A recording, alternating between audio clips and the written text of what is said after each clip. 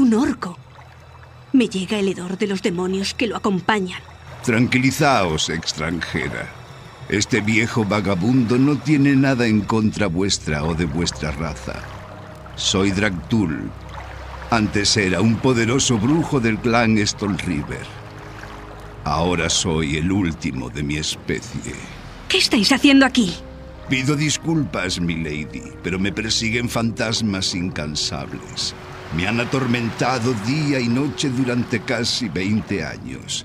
Si me libráis de ellos, os contaré mi historia. Lo pensaré.